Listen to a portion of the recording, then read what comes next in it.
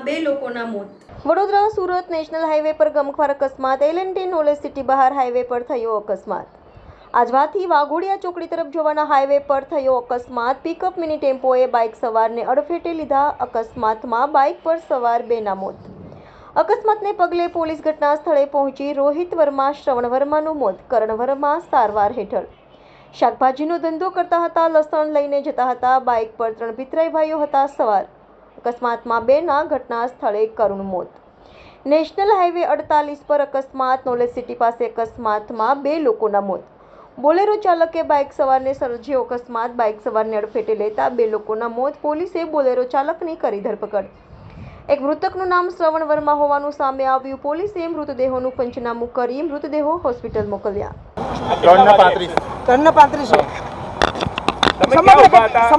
ગાડી લઈને આવતો પાછળ જ હતો એમ એવું. એટલે કોની પાછળ હતા? બોલેરોની પાછળ હતા? બોલેરોની પાછળ હતો. અચ્છા. પેલા 2 ભાઈઓ ચાલતા જતા હતા એટલે અમને જશે નહીં તારે બાઇક વાળો આગળ હતો એને બી લઈ લીધો જો. જી. એવું છે. કેટલા લોકો હતા બાઇક પર? બાઇક પર સિંગલ હતો એવું. હા. તો ને પેલા 2 ચાલતા હતા. 2 જણા ચાલતા હતા બાઇક પર સિંગલ હતો માણસ એવું. તો બાઇક ચાલક અને અડફેટમાં લીધો તે પહેલા 2 ભાઈઓ અડફેટમાં લીધા પછી એમની પાસે ગાડી ચાલી પછી બાઇક વાળાને બી લઈ લીધો જો એવું. તો બાઇક ચાલક એ અત્યારે હોસ્પિટલ છે. એ હોસ્પિટલમાં લઈ ગયા. જે ચાલતા હતા તે વ્યક્તિઓના મોત બે નીપજ્યા ભાઈઓના છે. મોત થઈ ગયા. ઓકે.